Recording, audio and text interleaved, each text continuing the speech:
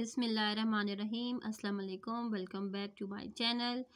आज हम Oxford New Countdown book 6 second edition में चैप्टर नंबर 13 की एक्सरसाइज बी को सॉल्व करेंगे। इससे पहली वीडियो में हम लोगों ने 13A को सॉल्व कर चुके थे। आए हम 13B को स्टार्ट करते हैं। Question number 1, state whether the followings are true और फॉल्स। हमने बताना है कि जो इक्वेशंस हमारे पास गिवन है, जो स्टेटमेंट हमारे पास गिवन है, क्या वो ट्रू हैं या वो फॉल्स हैं। A right angle triangle can also be an isosceles triangle। कहते हैं कि जो राइट एंगल ट्राइंगल होता है क्या वो आइसोसेलेस ट्राइंगल होता है? हाँ जी, वो बिल्कुल आइसोसेलेस ट्राइंगल होता है। हम क्या कहेंगे? ट्रू है ये। A scalene triangle is always an acute angle triangle। कहते हैं कि जो स्केलन जो ट्राइंगल्स होते हैं क्या वो हमेशा एक्यूट एंगल ट्राइंगल होते हैं? नहीं, वो कभी भी हमारे पास एक्यूट एंगल ट्राइंगल नहीं होते, क्योंकि स्केलेंस की क्या होती हैं, वो तीनों जो साइड्स होती हैं, जो मेजरमेंट जो होती है ना तीन साइड की, वो हमेशा डिफरेंट होती है। Number 3, isosceles triangle can also be a obtuse angle triangle. कहते हैं जो आइसोसेलेस होता है वो हमें कैन आल्सो क्या वो ऑब्ट्यूज एंगल ट्राइंगल हो सकता है? क्यों नहीं हो सकता है? क्योंकि आइसोसेलेस में क्या होता है, एक साइड की जो मेजरमेंट होती है वो ज़्यादा होती है और दो साइडों की जो मेजरमेंट होती है वो सेम होती है। An external angle of a equilateral triangle are not all equal। तो कहते हैं जो एक्सटर्नल एंगल जो होगा इक्विलेटर में क्या वो इक्वल नहीं होगा? वो आर नॉट ऑल इक्वल, कहते हैं वो सारा इक्वल नहीं होगा। ये बात गलत कर रहे हैं, क्योंकि देखें हमें पता है इक्विलेटर का मतलब इक्वल, यानी उसकी तीनों जो एंगल्स हैं ना वो इक्वल होते हैं। इसलिए उसका जो होगा एक्सटर्नल एंगल जो बनेगा, एक्सटीरियर एंगल जो बनेगा इक्विलेटर ट्राइंगल का, वो क्या होगा? वो इक्वल होगा। तो ये लोग कह रहे हैं नॉट ऑल इक्वल, तो इसलिए हमारी स्टेटमेंट फॉल्स हो जाएगी।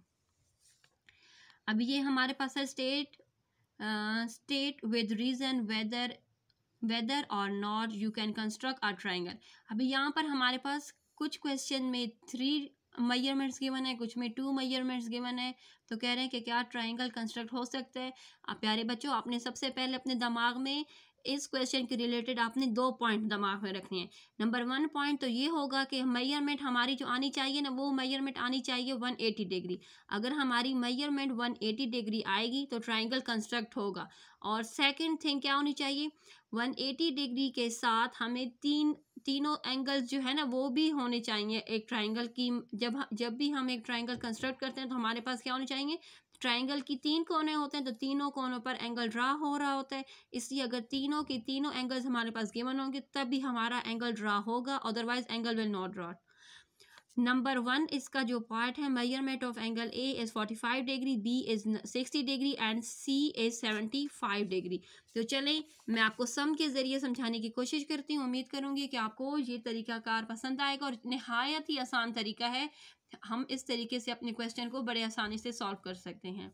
हमने लिख देना है measurement of A, B and C जो हमारे पास गिवन है, हम उनका सम करेंगे। देखिए मैंने इनका सम किया तो मेरे पास आया 180 डिग्री। जब हमारे पास मैंने कहा था ना कि तीनों एंगल्स गिवन होंगे और उनका सम 180 आएगा, तो क्या हम क्या लिखेंगे, triangle A B C can be constructed because the sum of the angle is 180 degree, 3 angle is 180 degree. अगर हमारा ट्राइंगल तभी कंस्ट्रक्ट होता है जब हमारे क्या आ जाए, हमारा सम 180 डिग्री आ जाए। लेकिन यहाँ पर हमारे पास क्या है, 180 डिग्री आए, तो इसलिए हम क्या कहेंगे, इट कैन बी पॉसिबल, ये ड्रा हो सकता है। पार्ट नंबर 2 है, उसमें हमारे पास मेजरमेंट ऑफ एंगल ए हमारे पास 65 डिग्री है, बी हमारे पास 90 डिग्री और सी हमारे पास 35 डिग्री है। आए यहाँ पर हमारे पास 3 एंगल्स तो गिवन है, लेकिन जब हमने इनका सम किया तो हमारे पास 190 डिग्री आए। हमें तो पता है ना कि ट्राइंगल की जो तीनों जो सम करते हैं हम ट्राइंगल के एंगल्स का, तीनों एंगल्स का, तो 180 आना चाहिए।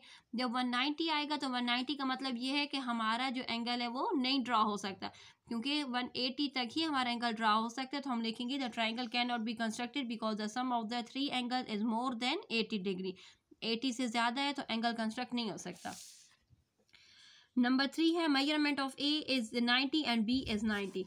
देखें ट्राइंगल कंस्ट्रक्ट करने के लिए हमें तीनों साइडों का होना ज़रूरी है। यहाँ पर हमारे पास 2 साइडें हैं, लेकिन हमने उनका सम तो किया, सम तो 180 आया, लेकिन हमारे पास जो थर्ड साइड थी वो मेंशन नहीं थी। तो इसलिए हम कहेंगे triangle can not be constructed because the third angle is not mention. अगर थर्ड एंगल मेंशन होता तो कुछ हो सकता था, थर्ड एंगल मेंशन नहीं, इसलिए ये वाला क्वेश्चन हमारा नहीं हो सकता। नंबर 4 पार्ट है हमारा measurement of angle B is 120 degree and measurement of C is, क्या आ रहा है कि सी की जो मेजरमेंट है वो क्या है, लेस देन है हमसे 60। देखिए क्रोकोडाइल का मुंह हमेशा बड़े की तरफ होता है, यहाँ पर वो क्या कह रहे हैं कि जो क्रोकोडाइल का मुंह 60 की तरफ, मतलब जो मेजरमेंट ऑफ सी है वो 60 से कम है।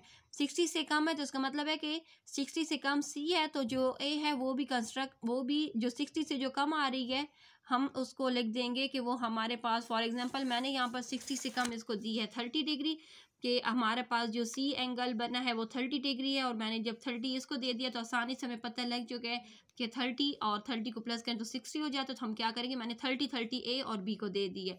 जब हमने इसका सम लिया तो 180 डिग्री आ गया, तो हमने क्या लिखा, the sum of the angle is 180 degree, so angle can be constructed. Next हमारे पास जो 5 वाला पार्ट है उसका मेजरमेंट ऑफ एंगल ए हमारे पास 85 डिग्री 68 है, B measurement of angle B हमारे पास 50 डिग्री और मेजरमेंट ऑफ एंगल सी हमारे पास 62 डिग्री है। हमने इनका सम किया 180 डिग्री आया है, तो क्या लिखेंगे, सम is 180 degree and triangle can be constructed. हमारा ट्राइंगल क्या हो जाएगा, वो ड्रा हो जाएगा। चलिए क्वेश्चन नंबर 3 की तरफ चलते हैं। Can a obtuse angle triangle have a right angle as one of its angle, give reason. कहते हैं कि जो ऑब्ट्यूज एंगल ट्राइंगल है, क्या उसमें किसी एक पॉइंट पर क्या 90 डिग्री हम बना सकते हैं, अगर हो सकता है तो उसका रीज़न दें। तो हमने लिखना है नो, क्योंकि हमारे पास जो ये क्वेश्चन में जो ट्राइंगल है ऑब्ट्यूज से मुराद greater than 180 degree, no greater than 90 but less than 180 degree. अगर हम एक एंगल इस तरह का देंगे तो हमारा अगला एंगल किस तरह ड्रा होगा। सॉरी, एक बार मैं आपको रिपीट कर देती हूँ। यहाँ पर क्या कह रहे हैं, मुझे थोड़ी सी मिस्टेक होगी, मैं आपको दोबारा इस स्टेटमेंट समझाने की कोशिश करती हूँ कि कह रहे हैं कि जो ऑब्ट्यूज एंगल ट्राइंगल, हमें ऑब्ट्यूज का पता है कि ऑब्ट्यूज क्या होता है, 90 से बड़ा होता है लेकिन 180 से छोटा होता है। 90 से जब जो बड़ा होगा और उस पर हम लोग राइट एंगल ट्राइंगल ड्रा कैसे करेंगे।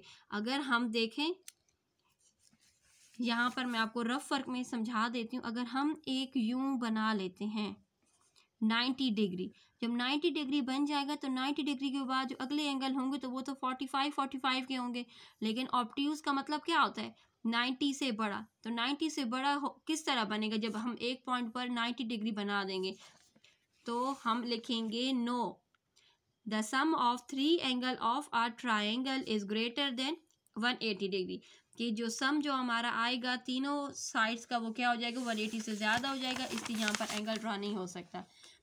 फॉर की तरफ चलते हैं। Is it necessary for 2 angles of a right angle triangle to be acute, give reason. कहते हैं क्या ये ज़रूरी है दो राइट एंगल ट्राइंगल के लिए कि वो एक्यूट हो, गिव अ रीज़न। अभी देखें, अभी मैंने आपको इस डायग्राम से समझाया था ना कि अगर हमारे पास एक राइट एंगल बन जाएगा तो दो जो हमारे पास जो एंगल होंगे वो एक्यूट ही होंगे ना, क्योंकि यहाँ पर 90 डिग्री बन रहा है तो 90 का क्या होगा, 45 एंड 45 वहां पर अगले पॉइंट्स पर बन जाएगा।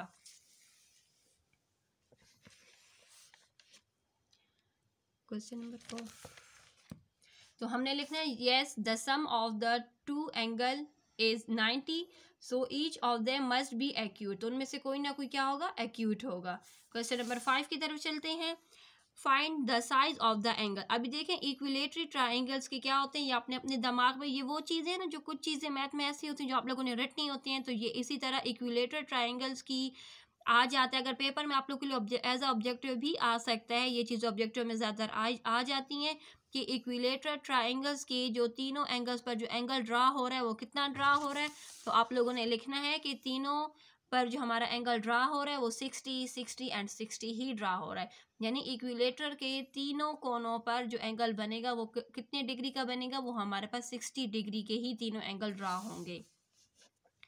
अभी an isosceles right angle triangle, isosceles right angle triangle से मुराद ये वाला ट्राइंगल है जो मैंने आपको समझाया था कि एक पर क्या हो जाएगा 90 डिग्री तो दोनों पर 45 डिग्री, तो ये क्या है, आइसोसीलेस ट्राइंगल की दो एंगल सेम मेजरमेंट के होते हैं और एक एंगल डिफरेंट होती है। तो हम लिखेंगे हमारे पास जो राइट एंगल बनेगा वो 90 डिग्री प्लस 45 एंड 45 डिग्री के दो एंगल बने, इनका सम क्या होगा 180 डिग्री ही आता है। क्वेश्चन नंबर 6 की तरफ चलते हैं। The internal angle of a triangle are in a ratio 2:3:5। Find the size of it greater angle, what type of triangle is it. कहते हैं कि ये भी बताना है कि फिर कौन सी किस्म का जो है हमारा जो एंगल है वो ड्रा हो रहा है। तो यहाँ पर हमने क्या कहा गया है, आप एक बार फिर इस स्टेटमेंट को समझने की कोशिश करें कि कह रहे हैं कि जो इंटरनल एंगल है, एक्सटर्नल नहीं कहा गया, इंटरनल से मुराद के ट्राइंगल के अंदर के जो एंगल बन रहा है ना, ये उसकी रेशो हमें गिवन है। फॉर एग्जांपल जैसे यहाँ पर उन्होंने दी हुई है 2, 3 एंड 5। हमने क्या करना है, 2, 3 एंड 5 का सम कर लेना है। फिर उस सम के ज़रिए हम क्या करेंगे, find the size of its greater angle. तो ग्रेटर एंगल का साइज हम फिर फाइंड करेंगे। फिर हम ये भी बताएंगे कि ये कौन सी टाइप है ट्राइंगल की जो बन चुकी है। देखें, सम ऑफ द रेशियो हमने किया है तो हमारे पास क्या आया है, 10 आया है। ग्रेटर साइज फाइंड करनी है तो हमें देखने से पता लग रहा है कि इसमें से ग्रेटर कौन सा है, 5 है। तो हम 5 के साथ ये जो सम है इसको डिवाइड करेंगे, मल्टीप्लाई करेंगे 180 के साथ। तो क्या हो जाएगा, 1 0 और 0 0 कट हो जाएंगे। 5 को 18 के साथ मल्टीप्लाई करेंगे तो 90 डिग्री आ जाएगा। तो हम क्या कहेंगे, it is a right angle triangle. हमारा कौन सा ट्राइंगल यहाँ पर ड्रा हुआ है, यहाँ पर हमारा राइट एंगल ट्राइंगल ड्रा हो चुका है। क्वेश्चन नंबर 7 की तरफ चलते हैं। The internal angle of a triangle are in a ratio, यानी जो इंटरनल एंगल है, जो अंदर की तरफ जो एंगल बन रहा है, उसकी रेशियो हमारे पास है 3, 5 and 7। Find the size of the angle, हमने एंगल का साइज मालूम करना है कि एंगल जो है वो कौन कौन से साइज के, जैसे 3 जहाँ पर रेशियो 3 है तो वहाँ पर कौन सा एंगल कितनी डिग्री का एंगल है, 5 पर कितनी डिग्री का एंगल है और 7 पर कितनी डिग्री का एंगल हमारा ड्रा हो रहा है। Also find the size of the greater external angle। अभी कह रहे हैं कि हमने एक्सटर्नल एंगल भी फाइंड, एक्सटर्नल एंगल से मुराद कि जैसे यहाँ पर हमारे पास एक क्वेश्चन है, यहाँ पर क्या एक्सटर्नल से मुराद के बाहर की तरफ जो एंगल, कौन सा एंगल ज़्यादा बन रहा है। जाहिर सी बात है जिसका एंगल अंदर की तरफ कम होगा उसी का एंगल बाहर की तरफ क्या होगा, ज़्यादा ड्रा होगा। चलिए इसकी स्टेटमेंट की तरफ चलते हैं। सम, पहले हमने रेशो का सम किया तो हमारे पास क्या आया, 15 आया। मेजरमेंट ऑफ फर्स्ट एंगल, हमने फर्स्ट हमारे पास 3 है, 3 को क्या करेंगे 15 के साथ डिवाइड करेंगे और 180 के साथ मल्टीप्लाई करेंगे तो हमारे पास आंसर आ जाएगा 36 degree. Measurement of second angle है तो उसको सेकंड हमारे पास 5 था, 5 को 15 के साथ डिवाइड करेंगे, मल्टीप्लाई करेंगे 180 के साथ तो हमारे पास आ जाएगा 60 डिग्री। थर्ड हमारे पास क्या है, मेजरमेंट ऑफ थर्ड एंगल, हमारे पास 7 था ना, तो हमने 7 को 15 के साथ मल्टीप्लाई किया, 15 के साथ डिवाइड करके और 180 के साथ मल्टीप्लाई किया तो हमारे पास आंसर आया 84 डिग्री। 84 डिग्री आ गया।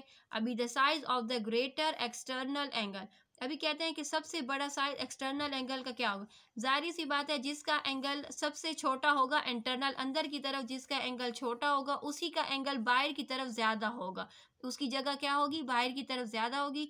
तो यहाँ पर जो एंगल 1 था वो हमारे पास 36 था, वो सबसे छोटा था। इसका मतलब है कि उसी की जो एक्सटर्नल एंगल है वो सबसे ग्रेटर होगा। 180 में से हम 36 को माइनस किए तो हमारे पास क्या आंसर आए, 144 डिग्री, जो क्या है हमारे पास ग्रेटर एक्सटर्नल एंगल है।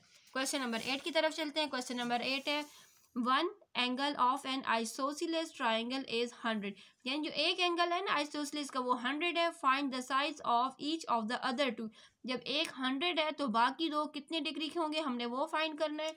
हम इसकी स्टेटमेंट लिखेंगे, वन एंगल इज 100। कोशिश किया करें स्टेटमेंट आसान से आसान लिखा करें। आसान स्टेटमेंट की क्या होती है, आपको एक लिखने में मिस्टेक नहीं होती, दूसरा आपकी अपनी लिखी हुई होती है तो आप आसानी से ना उसको कैरी कर लेते हैं, पेपर में भी आप आसानी से लिख लेते हैं। तो अब देखें हमारे पास था वन एंगल, अब हमने पूरी स्टेटमेंट नहीं लिखी कि क्वेश्चन में, हमने सिर्फ टू द पॉइंट उसको लेना। वन एंगल 100 है, हमने सम करना था ना, सम ऑफ टू एंगल के बाकी दो एंगल कितने, तो हम क्या करेंगे, हमें सम किस तरह से मिलेगा, हमें सम इस तरह से मिलेगा कि 180 में से 100 को माइनस करेंगे तो हमारे पास क्या आंसर आया, 80 आया। इसका मतलब है कि हमारे पास जो बाकी जो दो एंगल है उनका सम आया 80। तो हमने क्या करना है, मेजरमेंट ऑफ ईच एंगल, हमने तो दो की नहीं, हमें तो पहले एक एक की चाहिए। क्वेश्चन में हमसे एक एक मांगी गई है ना, एंगल के दो कोनों पर जो एंगल बना है वो एक एक एंगल कितने का बना है, एक 100 का है, तो बाकी दो कितने के हैं। तो हमने क्या करना है, 80 को 2 के साथ डिवाइड कर देना, क्योंकि 2 ही एंगल्स, बाकी जो अदर जो ट्राइंगल की 3 साइड्स होती हैं तो एक साइड तो मेंशन है, दो 2 साइड नहीं मेंशन, तो इसलिए हम 2 के साथ डिवाइड करेंगे। जब 2 के साथ 80 को 2 के साथ डिवाइड करेंगे तो हमारे पास आंसर क्या आ जाएगा, 40। तो इसका मतलब है कि अदर टू एंगल, जो बाकी जो दो एंगल है आइसोसेलेस ट्राइंगल की, वो है 40 डिग्री एंड 40 डिग्री के है। क्वेश्चन नंबर 9 की तरफ चलते हैं। One of the base angle of an isosceles is 54। Base angle से मुराद है कि हमारा एक ट्राइंगल है, बेस के मुराद के नीचे दोनों कोनों पर, जैसे एक कोना ये हो गया, एक कोना ये हो गया, इन दोनों कोनों पर जो एंगल बन रहा है वो 54 डिग्री का बन रहा है। फाइंड द वर्टिकल एंगल, के वर्टिकल से मुराद कि उसके ऊपर वाला जो एंगल, तीसरे कोने पर जो एंगल बन रहा है वो कितने का है। तो हम लिखेंगे वन बेस एंगल क्या है हमारे पास 54। सम हम जब करेंगे तो बेस है ना, बेस से मुराद है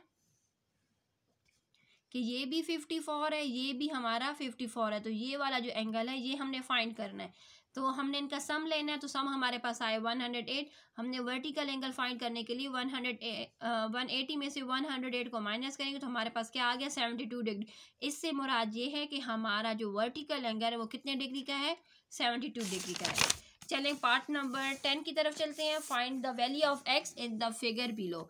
नहायत ही आसान क्वेश्चन है क्योंकि डायग्राम के साथ मेंशन है। डायग्राम को देखकर परेशान बिल्कुल भी नहीं होना। सबसे आसान क्वेश्चन इस पूरी एक्सरसाइज में क्वेश्चन नंबर 10 है।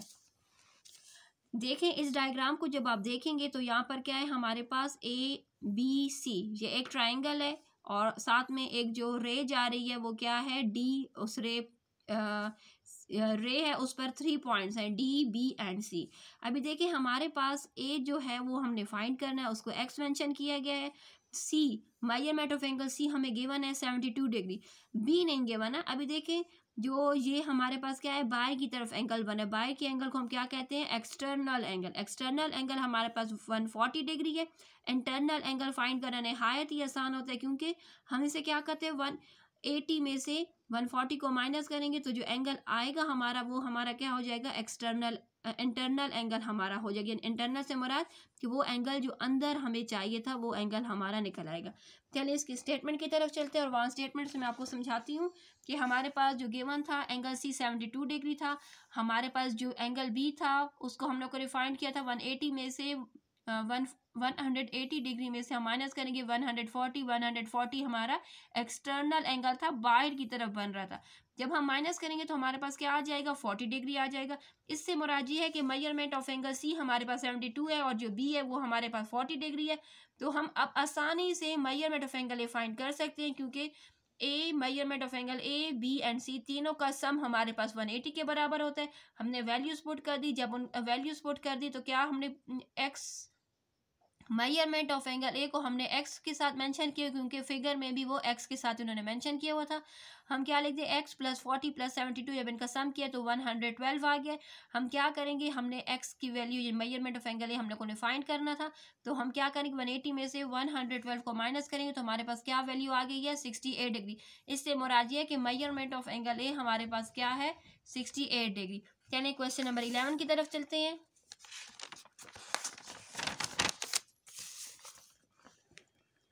क्वेश्चन नंबर 11 है हमारे पास the angle made by equal side of an isosceles triangle is 84 degree. यानी वो एंगल जो बन रहा है इक्वल साइड, जो एंगल हमारा बन रहा है equal side of an isosceles triangle is 84 degree. Find the other angle, तो हमने जो बाकी एंगल है वो हमने फाइंड करने हैं। चलो हम इसकी सोल्यूशन की तरफ चलते हैं। इसका सोल्यूशन है हमारे पास क्या है वन एंगल हमारे पास क्या है 84 डिग्री। हम लोगों ने सम करना था बेस एंगल का क्योंकि ये कह रहे हैं ना कि ये हमारे पास जो एंगल है जो मेड हुआ है made by equal side of an isosceles triangle, यानी वो इक्वल साइड जो आइसोसेलेस ट्राइंगल की वो क्या है 84 डिग्री। तो हमने क्या करना है 180 में से 84 को माइनस कर देना है तो हमारे पास क्या आ जाएगा 96 डिग्री। 96 डिग्री हम लोगों ने अदर एंगल फाइंड करने क्योंकि 1 हमारे पास गिवन है, 2 एंगल्स हमें मेंशन नहीं है। हमने वो फाइंड करने के लिए 96 को 2 के साथ डिवाइड कर देंगे। जब डिवाइड करेंगे तो हमारे पास आंसर आया 48 डिग्री। इससे मुराद ये है कि जो बाकी जो ट्राइंगल की जो अदर दो साइड हैं जो मेंशन नहीं थी वो 48 डिग्री एंड 48 डिग्री की हैं। क्वेश्चन नंबर 12 की तरफ चलते हैं। If an external angle of a triangle is 115 degree. External से मुराद है कि बाहर की तरफ ट्राइंगल का जो एंगल बन रहा है वो हमारे पास 115 डिग्री है and one of the opposite internal angle is, और उसके ऑपोजिट जो अंदर की तरफ जो एंगल बन रहा है वो 64 डिग्री है। Find the other two angle. ये देखें मैं आपको डायग्राम से समझाती हूँ।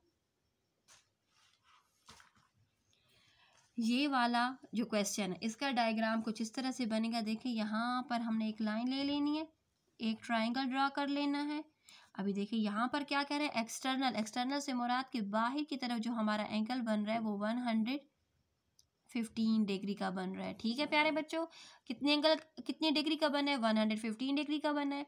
तो हमने क्या जो उसके ऑपोजिट, अब देखिए इसके ऑपोजिट तो ये वाली जगह आ गई, तो यहाँ पर कितनी डिग्री का एंगल बन रहा है, यहाँ पर बन रहा है 64 डिग्री। हमने क्या फाइंड करनी है, ये वाला एंगल फाइंड करना है और साथ में इसकी इंटरनल जो डिग्री बन रहा है, जितने का वो एंगल बन रहा है, हमने वो फाइंड करना है। तो हमने क्या करना है, अभी देखें वन एंगल हम लिख देंगे, वन एंगल इज 84 डिग्री। सम करेंगे, बेस एंगल का सम करेंगे तो क्या आ जाएगा, 180 में से हम 84 को माइनस करेंगे तो हमारे पास क्या आ गया है, 96 डिग्री। दो अदर एंगल जो हमारा है वो क्या होगा, 96 को 2 के साथ डिवाइड कर देंगे तो क्या आ गया 48। सॉरी, क्वेश्चन नंबर 12 का सोल्यूशन जहाँ पर है, हम इसको यहाँ से मैं समझाती हूँ, मुझसे मिस्टेक हो चुकी थी। एक्सटर्नल एंगल जो हमारा है वो क्या है, 115 डिग्री है।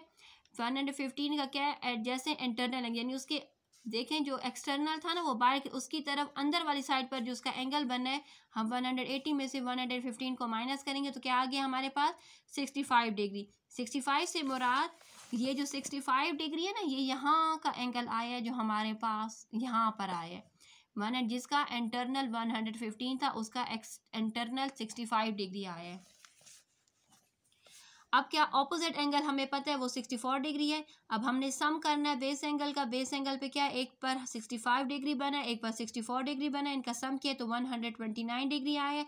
अब हमने क्या करना है, थर्ड एंगल हमने किस तरह मालूम करना है कि 180 में से ये जो सम दो एंगल्स का किया है 129 माइनस करेंगे तो क्या आ गया हमारे पास 51। इससे मुराद ये है कि जो हमारा थर्ड एंगल है वो हमारा क्या है 51 डिग्री है। चलिए इसके लास्ट पार्ट की तरफ चलते हैं।